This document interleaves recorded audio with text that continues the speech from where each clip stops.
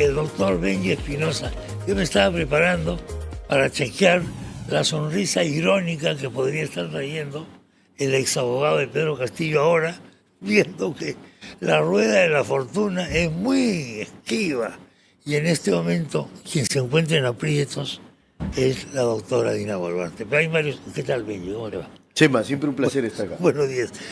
Vamos por partes. Antes de entrar al tema, Dina, que me interesa ver que tú ves cuál es la perspectiva que tiene, el tema de Sánchez de Zarratea. Ayer llegó una noticia a todos los medios, capturan a Sánchez, pero digo, como ya no estaba capturado.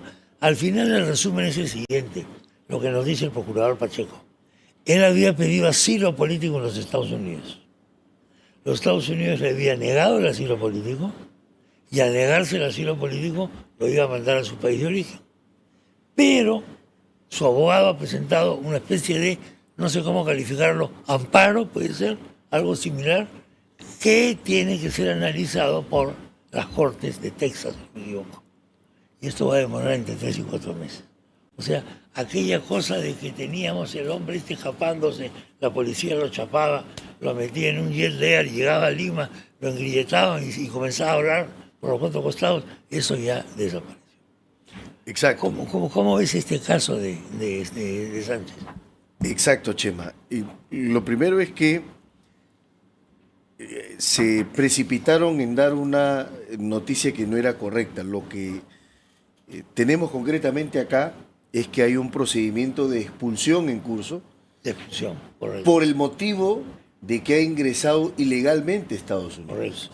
Pero el señor Alejandro Sánchez ha pedido el asilo. Que en términos sencillos pedir asilo significa: en mi país me están persiguiendo por motivos políticos y no judiciales, tengo procesos e investigaciones por motivos políticos y no jurídicos, de manera que protégeme Estados Unidos. Estados Unidos le ha negado en primera instancia el asilo, lo que no significa que no se lo pueda dar más adelante porque él lo ha apelado. Entonces, el abogado... Es una apelación. El abogado lo que debe haber planteado es una medida cautelar para poder congelar la decisión de expulsión mientras no se resuelve el asilo. Porque ¿qué cosa es lo que pasa si es que el asilo se le da finalmente y él ya ha sido expulsado? La medida de asilo se torna en irreparable, en inefectiva. Entonces, para poder evitar la irreparabilidad del daño, es que se concede esa medida cautelar, que es, básicamente, deja las cosas como están, todavía no efectivice la expulsión. Eso es lo que ha pasado con Sánchez. En otras palabras, el recurso que ha presentado paraliza la expulsión. Exacto. O la dilata. Paraliza hasta que resuelvan en segunda instancia el ¿Podría la segunda instancia decir que efectivamente no procede la expulsión? ¿Podría hacer eso? Podría hacerlo en la medida en que acoge el asilo. El asilo tiene preeminencia sobre la aplicación de las leyes migratorias de Estados Unidos, porque rige bajo estándares internacionales. Exactamente.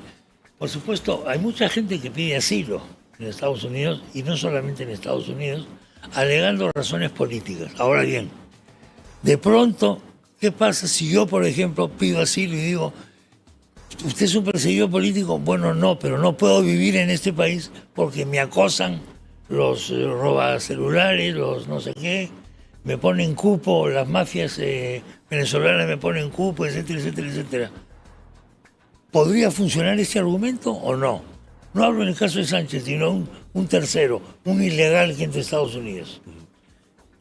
El asilo o el refugio, que son dos figuras distintas, se analizan por motivos de persecución de algún tipo: políticos, raciales, por sexo, por religiosos, sexo. Entonces, tiene que comprobarse la situación de persecución. Lo otro es básicamente un déficit de inseguridad del Estado, que no justificaría el pedido de asilo. Exacto. Ejemplo, si yo estoy en una de estas categorías, lo interesante sería que llegue un recorte periódico diciendo que la policía me está persiguiendo por tales razones. Exacto. Una noticia. Exacto. Las noticias con un sesgo determinado en mi contra podrían favorecer. Podría favorecer. Claro.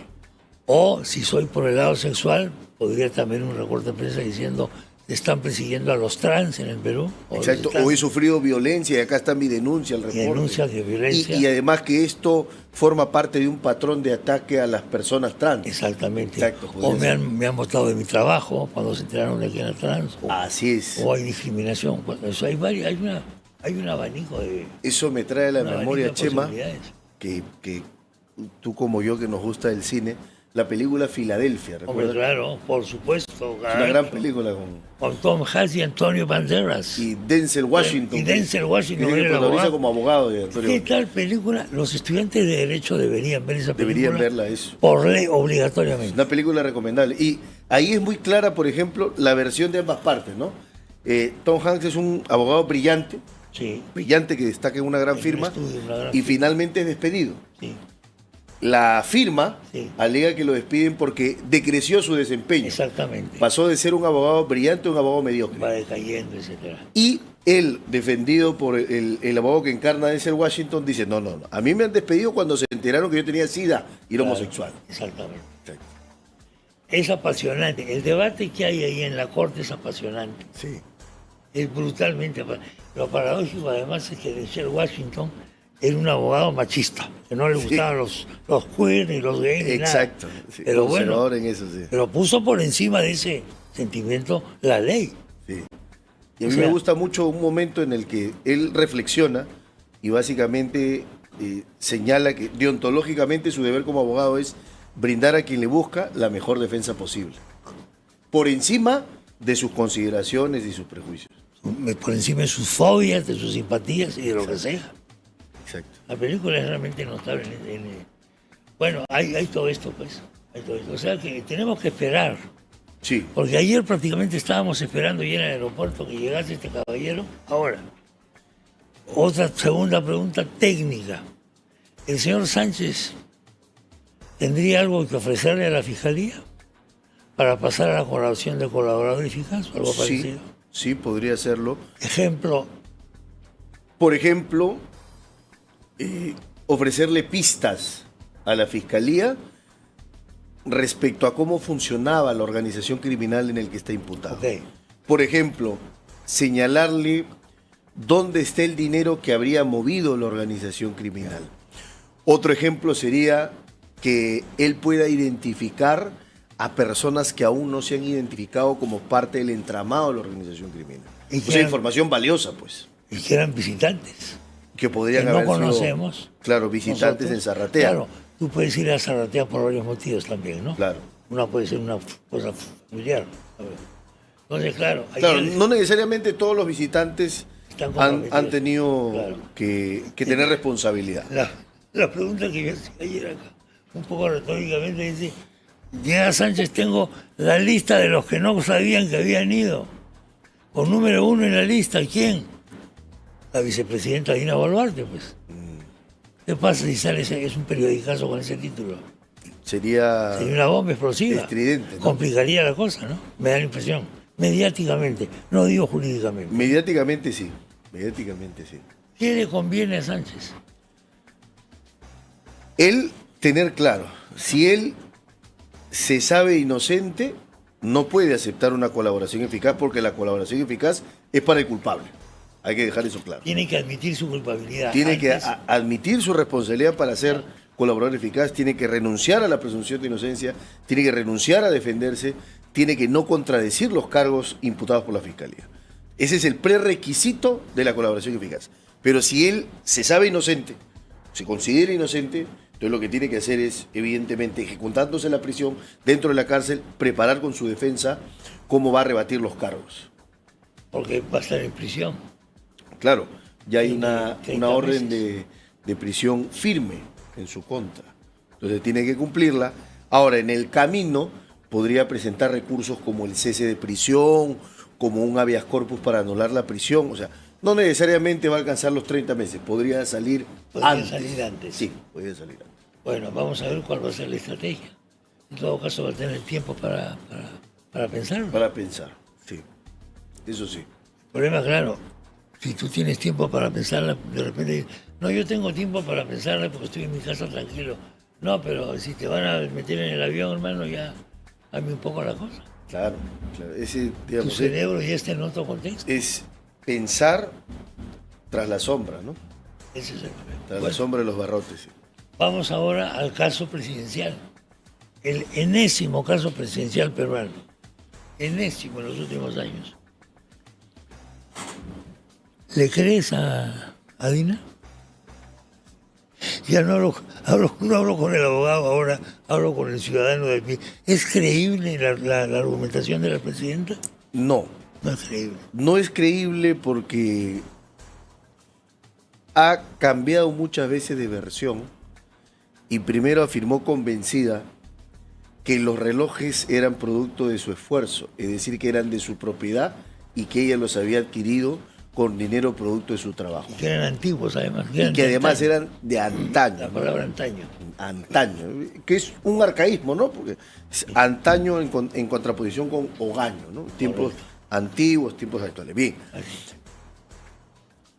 Y segundo, nos plantea una versión completamente en la otra orilla, en el punto opuesto. Dice, en realidad se trata de un préstamo que me hizo Oscorima y ya le devolví los relojes.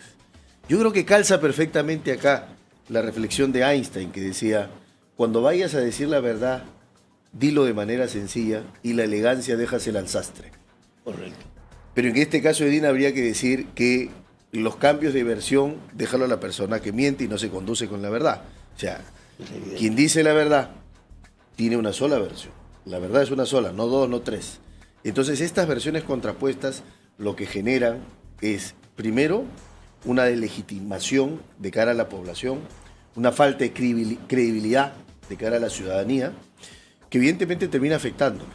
Ya tiene una tasa de aprobación muy baja, por debajo del 10%, es decir, estamos que estadísticamente solo 1 de cada 10 peruanos ¿Y ahora cómo saldrá, aprueba su gestión. después de esto, cómo saldrá la encuesta? Y yo creo que va cuesta abajo. No quiero ni pensarlo ya. Cuesta abajo. Entonces, está haciendo mucho daño a la investidura presidencial. Pero también hay que decir una cosa que es importante, Chema.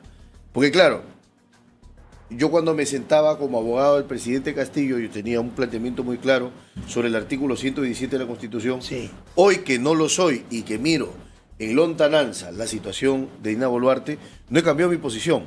Claro. Creo que la defensa de Dina Boluarte podría activar la cláusula del 117 vía una demanda constitucional, que sería el amparo, porque Dina Boluarte no tiene ahora ninguna restricción a su libertad, una demanda constitucional de amparo que podría llegar al Tribunal Constitucional y obtener un pronunciamiento favorable y decir un momentito, ni siquiera podría haber investigación porque el 117 no lo permite. Permite solo un caso de delito, traición a la patria. Y enriquecimiento ilícito no es traición a la patria. No está comprendido. Entonces, tiene esa posibilidad, esa viabilidad jurídica Dina Boluarte, hay que decirlo claramente. Bueno, no sabemos si va a optar por ese camino. El factor Oscorima es un elemento, parece muy importante en esto. Aparece de pronto este personaje, algunos ya lo conocían. ¿En qué tipo legal puede caer el comportamiento de Wilfredo Oscorima? Dentro de los alcances del delito de cohecho activo, para que me entienda mejor la audiencia. Cohecho activo es el particular o la persona o funcionario que busca darle una entrega o prometerle algo al funcionario público para que viole sus obligaciones o las cumpla. Sea que las viole o las cumpla, motivado ¿por qué? Por la dádiva, por el beneficio, por la entrega de algo. O sea, te doy algo y algo me das a cambio. En este caso, me parece, tengo la impresión, que la Fiscalía lo que va a hacer es emitir una nueva disposición fiscal, ya la incluyó en la investigación, va a emitir una nueva disposición fiscal en donde va a marcar 2 casos. Enriquecimiento ilícito por el tema de los ingresos, tienes el informe de la UIF como grave elemento de convicción, y por otro lado, en cuanto a los roles, va a plantear cohecho. Lo pondría a Oscorima como cohechante activo Por los roles. y a Boluarte como cohechante pasivo. Ella por recibir en préstamo los Rolex, Oscorima por entregarlos en préstamo. ¿Cuál es la diferencia, digamos, entre el delito de enriquecimiento del cohecho? Es que el enriquecimiento tiene una pena de 5 a 10 años, el cohecho hasta 8 años, de una pena menor.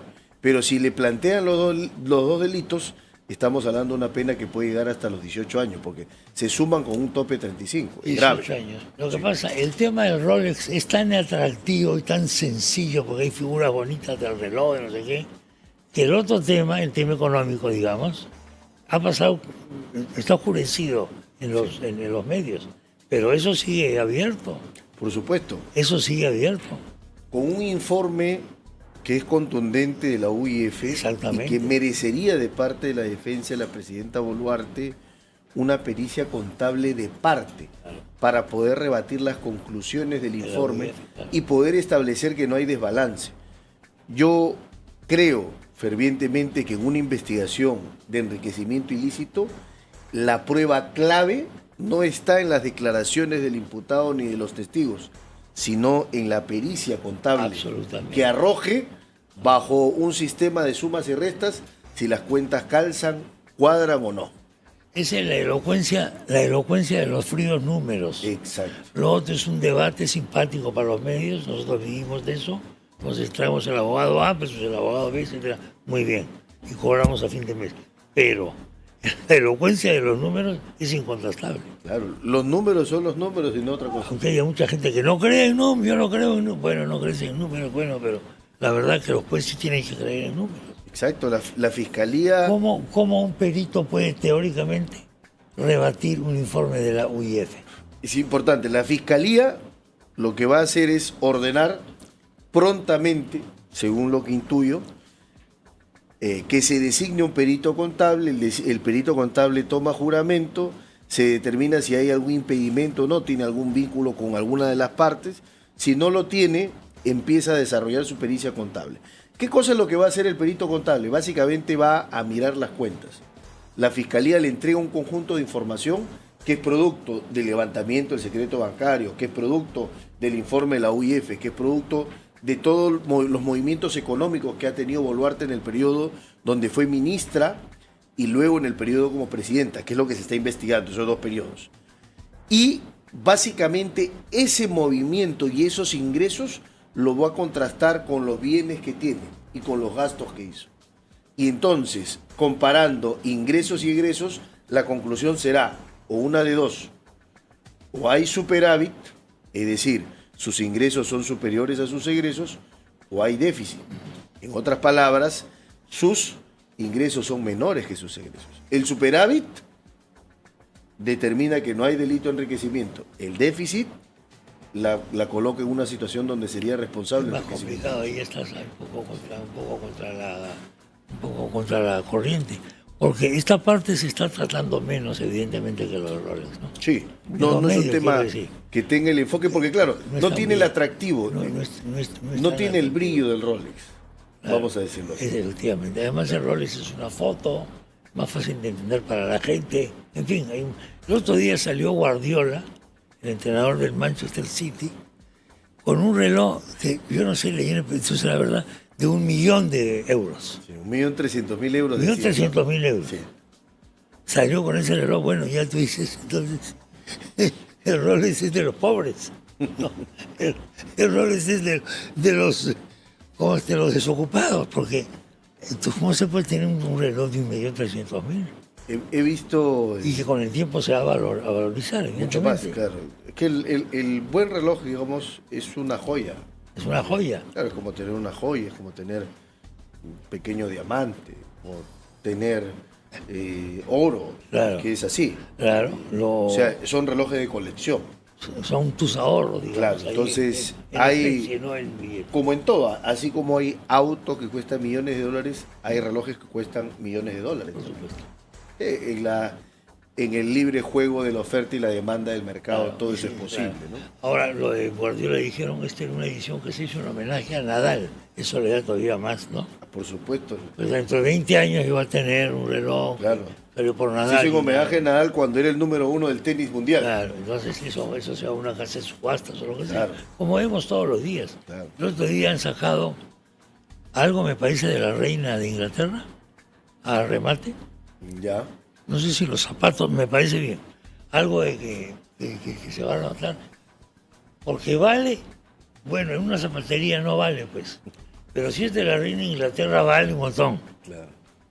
Unas chancletas de quinta categoría, sayonaras baratas, del mercado central, valen un montón, porque ahí estuvo el pie de la reina de Inglaterra. Exacto. Ese es el tema. Es curioso, ¿no? Es curioso esos usos y costumbres y las reglas que rigen el mercado de este tipo de productos, ¿no? Depende de quién los usó, depende el lugar, se valoriza a partir de quién lo visitó, y en fin, ¿no? Prendas, artículos que existen, pero es una realidad, en efecto.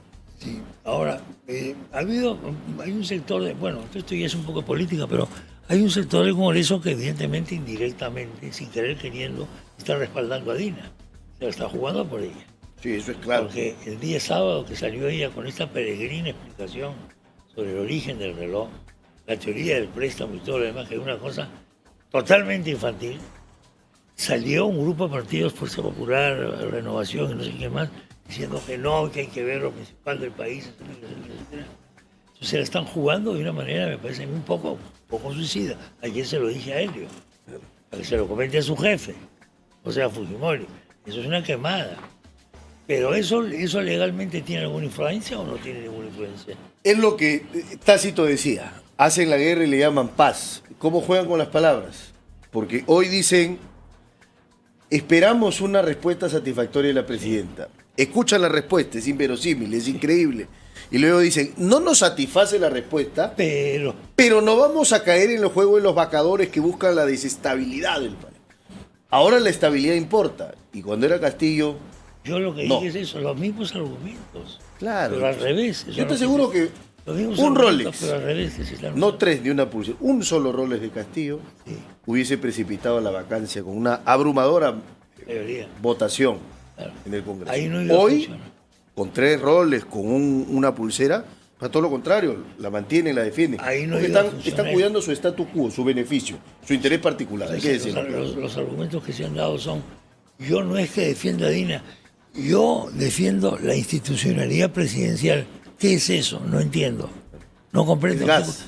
¿Ah? Es gas, es éter. ¿Qué cosa es eso? ¿Qué es la institucionalidad presidencial? Palabras. Son palabras. Tácito, por eso es perfecta esta expresión, ¿no? Hacen la guerra y le llaman paz. Sí, pues. Claro, estoy matando, pero para poder obtener paz. Claro. A poder obtener paz es destruir al país enemigo completamente. Así es.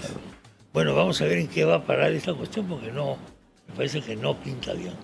Yo pienso lo mismo. Yo pienso que no pinta bien y que... El otro frente es el desmadre en el sistema de justicia peruano, en general. Ahora van a terminar de decapitar, parece, a la doctora Benavides, por un lado, pero por otro lado el Congreso intenta redecapitar a la Junta Nacional de Justicia. El hecho es de que los ciudadanos ya no sabemos dónde mirar. ¿De dónde viene la justicia? El servicio básico del Estado es el servicio de la justicia. Por supuesto. Es el servicio básico del Estado. Sin eso un Estado no tiene derecho a existir. Claro. Y entonces, ¿a dónde vamos a llegar con esto? La gente, en efecto, no sabe dónde mirar y no sabe en quién confiar.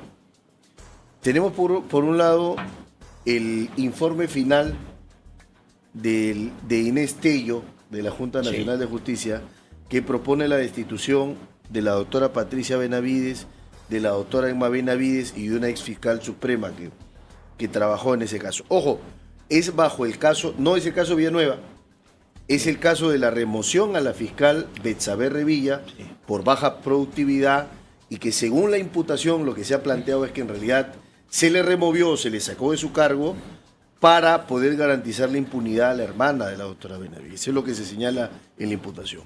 Eso tiene que seguir sus cauces, porque el 18 de abril va a haber una audiencia donde la doctora Benavides se defiende personalmente, se defiende con su abogado. Luego esto pasa al pleno de la Junta, que va a designar a un ponente, y el ponente determinará si el informe final tiene razón o no tiene razón. Por ahí está el procedimiento. Por otro lado, lo que tenemos es que el Congreso ahora alista otro procedimiento contra los miembros de la Junta Nacional de Justicia. Ya los destituyó, los inhabilitó, pero ahora tiene otro procedimiento. Por otra parte, el Congreso tiene una denuncia constitucional contra el fiscal Villena y la fiscal Delia Espinosa, que puede también terminar en su destitución o inhabilitación como alto funcionario. Entonces, ¿qué cosa es lo que hay que hacer? Primero hay que calmarnos un poco.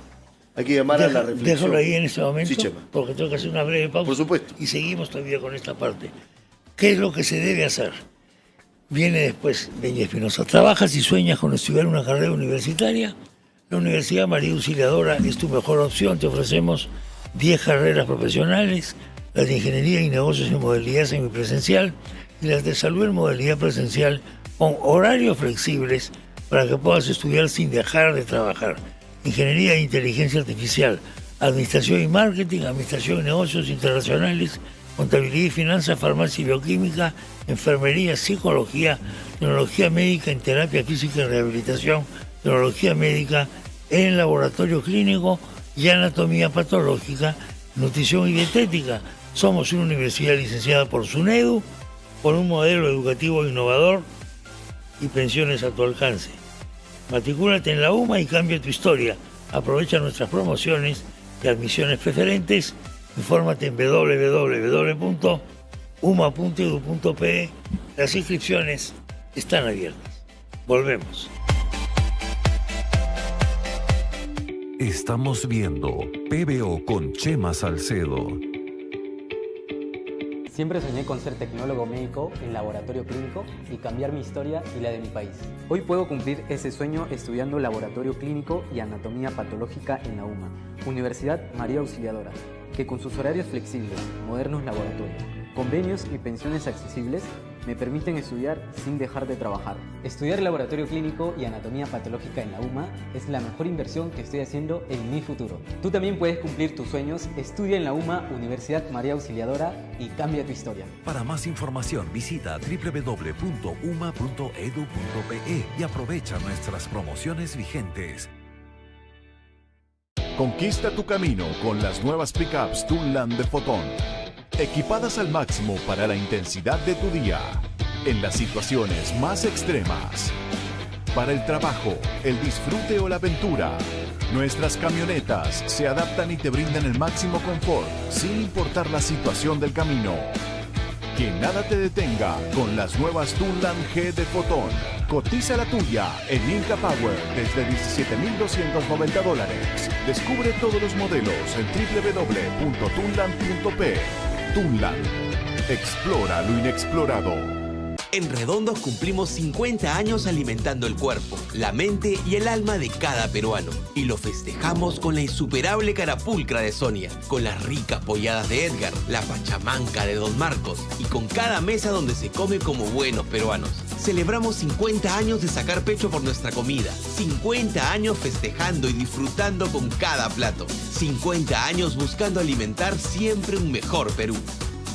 Redondos, somos lo que comemos. Mira cómo me devolvieron mi blusa.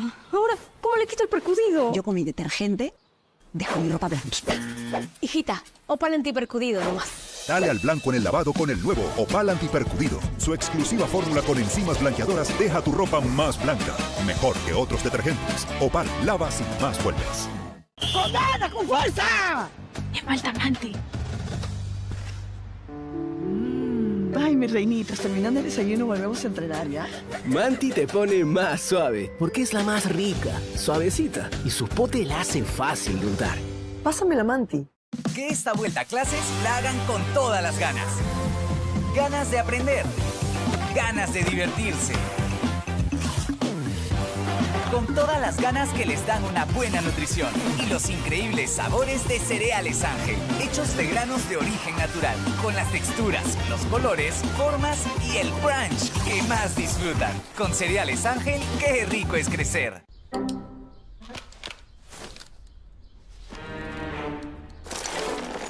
Pero este es otro cable.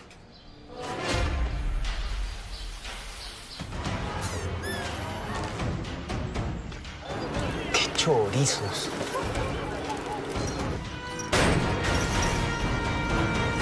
Estás ¿Estás seguro que toda tu fibra es fibra? Rápido, cámbiate a Win. Internet 100% fibra óptica en toda nuestra red. Win, el internet de los winners. Mi nombre es David Levy y hace más de 22 años que viajo personalmente a los lugares más remotos del mundo para conseguir las más exclusivas, tradicionales y modernas alfombras. Mi relación personal con los mejores proveedores le asegura a mis clientes las más finas alfombras a los mejores precios del mercado, como esta alfombra Briton a $450. En Consorcio Persa, nuestra pasión son las alfombras y nuestra visión es brindarle a nuestros clientes el servicio personalizado que se merecen. Visítanos en Avenida Comandante Espinar 451 Miraflores o en nuestra web www.consorciopersa.com. Consorcio Persa, lo mejor del Lejano Oriente para tu hogar. Fiberlux, empresa 100% peruana. Más de 12.000 kilómetros de fibra óptica en 92 ciudades a nivel nacional, con más de 5.000 clientes corporativos. Ofrecemos conectividad empresarial, servicios gestionados, ciberseguridad, data center and cloud. Contamos con soporte técnico permanente con ingenieros especializados en red. Fiberlux, conectividad y soluciones TI.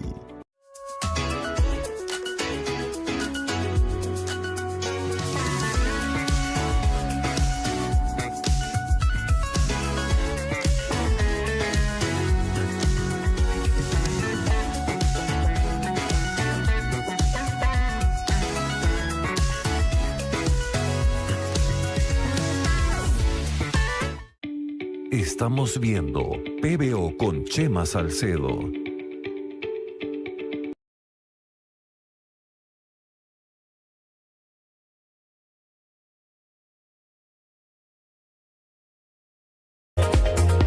Ahora PBO vía Claro TV, disfrute la programación de PBO las 24 horas del día. La señal de PBO está disponible en cable a nivel nacional. Encuéntranos también en Red Max, Big TV, Exa Networks, Yeshua Love Network, Cablestar, Servitronic Perú, Área 52. Y ahora por Win Televisión. Sintonice PBO. Tu fibra es 100% fibra. Asegúrate con Win 100% fibra óptica en toda nuestra red. Cámbiate a Win, llama al 01-707-3000 o ingresa a www.win.pe. Continuamos con el doctor Benji Espinosa. En la primera parte se ha visto el caso de Sánchez, que ha apelado la orden de expulsión que tenía de Estados Unidos, porque le negaron el asilo político, pero ha pedido una reconsideración. Eso va a durar todavía varios meses. Entonces, la cosa de que pensábamos que ayer lo metía en un avión, lo traían a Lima, no era verdad. Luego hemos estado viendo el caso de la presidenta Dina Boluarte en relación con errores, pero sobre todo también en relación con las cuentas, con los activos detectados en las cuentas de la señora presidenta. Y luego estaba pasando la revista Benji al sistema de justicia del Perú en general, con los pleitos que hay, las mini guerras civiles que tenemos, Congreso de su Junta Nacional de Justicia, sector A de la Fiscalía con el sector B de la Fiscalía, etc. Y en medio de todo, Juan Pueblo, el ciudadano de a pie, mira el sistema de justicia y dice: ¿qué hago? ¿Y ahora quién podrá salvarnos? Dice. Y no llega el Chapulín Colorado, ni San Judas Tadeo se preocupa del Perú. Estamos fritos. Lo que hay que hacer, y ahí lo interrumpí para dar lugar a comerciales, lo que hay que hacer es... Chema, lo que hay que hacer es un llamado a la reflexión para que se pueda actuar con sinderes y con prudencia, con calma. Porque lo peor que nos puede pasar es echarle más leña al fuego. Es lo peor, que atizar estos odios y enconos que existen. Lo que vemos ahora es lamentablemente cómo se ha instrumentalizado los procedimientos judiciales, que hace mucho tiempo yo desde acá denuncié como un fenómeno de judicialización de la política o politización de la justicia, como quiera llamarse mejor. ¿Qué tenemos que hacer? Recordar que en el Congreso no solo debe importar la fuerza de los votos, sino también la fuerza de las razones, porque el Parlamento no es un conjunto de personas que solo van a decir lo que les conviene, les apetece o les interesa.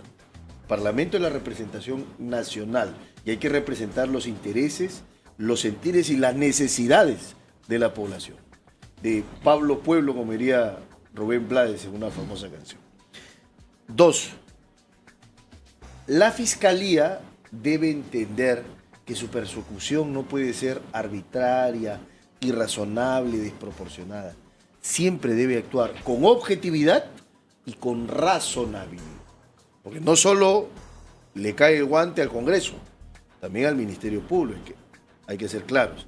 Y el Poder Judicial, como el pilar del sistema de justicia, debe entender que el juez es en realidad la figura central del derecho, como diría un jurista italiano, Carneluti. Abandonemos el mito de que el legislador es lo más importante. El más importante es el juez. El legislador se puede equivocar. El fiscal puede hacer pedidos arbitrarios. Pero para eso está el juez, para detener el abuso y la arbitrariedad. El día que el juez ceda la presión, ningún ciudadano puede dormir tranquilo. Y en eso estamos un poco desde hace bastante tiempo en el Perú. Bastante. Esto se debe a la formación de los jueces. Hay que reformar el sistema de educar a los jueces en el Perú.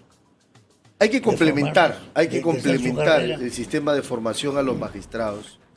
El sistema tiene que ser un sistema en donde los mejores elementos entren a los órganos de justicia, a brindar justicia. La Fiscalía a investigar y alcanzar la verdad, y a los jueces a detener los abusos y a fallar conforme la ley corresponde y no conforme a las presiones.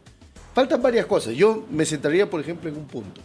Hace algún tiempo, a propósito del régimen chavista venezolano, un caso muy famoso que resolvió la Corte Interamericana de Derechos Humanos.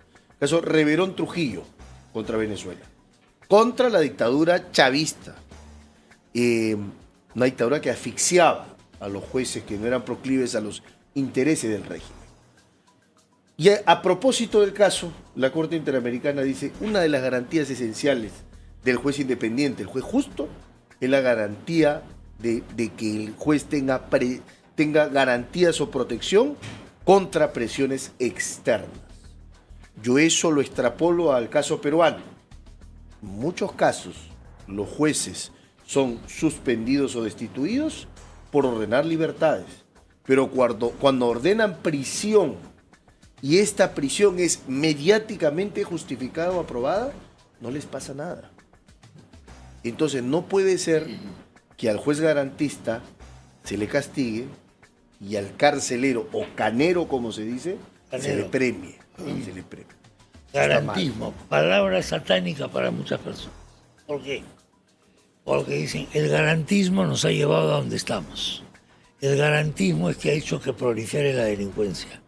El garantismo hace que el fiscal que tiene mano blanda sustituya al policía en la parte de investigación del delincuente y del delito, etc. Entonces, como que no está de moda ahora el garantismo.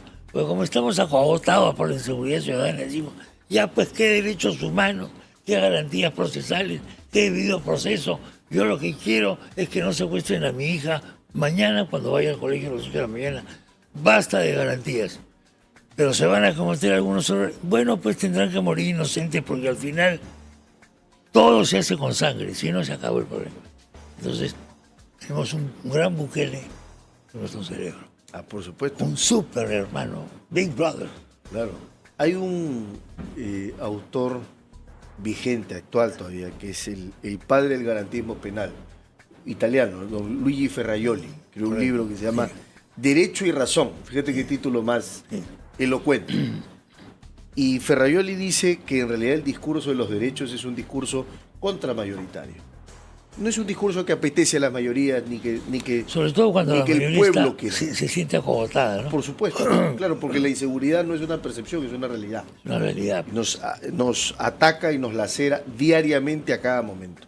Cuando eso pasa, la sociedad lo que responde es primitivamente, instintivamente. Abandona la razón y prevalece la emoción. Por eso es que tenemos situaciones como las que les pasó a Humberto Abanto, donde hordas lo atacan y lo cuestionan. ¿Por qué? Porque si tú escuchas todas las críticas, es abogado del diablo, corrupto, miserable, ¿Por qué? Por defender a Oscorima. Sí. Entonces, ¿qué cosa es lo que algunas personas creen? Que Oscorima no merece defensa, sí, claro, que no puede tener un abogado, o que el abogado debe dejar de defender a una persona porque está implicada en un delito de corrupción. Eso no puede ser. Acá hay que entender, hace mucho tiempo, la ONU aprobó un conjunto de directrices sobre los abogados, se llamó Conjunto de Principios Básicos sobre la Función de los Abogados. Y el principio más importante de la ONU, que es un principio elemental de justicia universal, es que el abogado jamás puede ser identificado con quién defiende y qué causa defiende. Entonces, el abogado lo que hace es ejercer su profesión. Y yo no creo que al médico de Oscorima, si pasea por la calle, lo van a atacar como atacan al abogado. Hay que entender la labor fundamental que es el libre ejercicio de la abogacía como pilar de nuestra democracia. Claro, que hay péndulos, ¿no? Una época dejamos de lado el garantismo, pero cuando ya no estamos tan acogotados por la violencia y la inseguridad, vuelve el garantismo nuevamente. Eso son oscilaciones. Exacto. Sí, es pendular. Porque es pendular también por nuestro temperamento, por nuestra situación. Porque claro, la democracia no es solo un conjunto de normas o un calendario electoral, es una actitud. Es actitud. Exacto. O sea, la democracia no es ir a votar cada 5 años. Claro. La democracia es más que eso. Esa es la democracia formal. La democracia material es la cultura, la tolerancia, el respeto por la opinión contraria. Yo puedo estar en contra, puedo aborrecer lo que dices, pero moriría, como diría Voltaire, moriría por ti para que tengas derecho a decirlo. ¿Qué cosa es la democracia? Que yo tenga que escuchar aquello que no quiero escuchar. Exacto. Que no me puedo poner un tapón. Así es. Ese es el problema que tenemos en el Perú. La intolerancia. La dictadura que sufrimos es la dictadura de la intolerancia, de la emocionalidad, de la tribalidad. Exacto. Funcionamos como tribu. Operamos como tribu. Donde claro, lo que pasa es que este deseo de decir solamente tiene razón lo de mi tribu es una cosa que ha permitido la supervivencia de la especie humana, digamos, ¿no? Sí. Pero se supondría, pensábamos, que ya no estábamos en las cavernas. Vana ilusión. Las cavernas están acá, claro, en nuestro cerebro. Vana ilusión, por ejemplo, que me hace recordar a una descripción de Desmond Morris en El mono desnudo. Muy interesante, una visión antropológica del ser humano. Y que me hace recordar además una situación que se vive día a día hoy con las tecnologías. Tú abres Twitter, tú abres Instagram, abres Facebook, y cuando planteas una posición en contra de lo que la gente cree, ¿cuáles son las críticas de la gente? Tú los lees. Son insultos, son ofensas, son humillaciones. Te atacan a ti, no atacan el discurso, no rebaten el argumento, no contradicen el mensaje. Entonces, estoy de acuerdo contigo, Chema, la intolerancia de hoy, el reino de la intolerancia, hace que se prohíbe, por ejemplo, la cultura de la cancelación. Absolutamente. Eso en las redes sociales es una cosa espantosa. Por alguna extraña razón, una cosa tan sofisticada como la nube, las redes sociales, etcétera, ha permitido para canalizar nuestros instintos más primitivos de supervivencia. Sí. Pensábamos que era al revés. Pensábamos que con las redes sociales y con la democratización de la tecnología íbamos a subir a un peldaño superior en cuanto a civilización. Estábamos engañados una vez más. Es un peldaño inferior y ese fin es difícil. Bueno, esto muy importante. Gracias por la visita. Chema, siempre es un placer porque gracias por la visita, hablamos de distintas cosas que no sobre la coyuntura. Muchas gracias. El doctor Bienji Espinosa, señores y señores, estuvo con nosotros.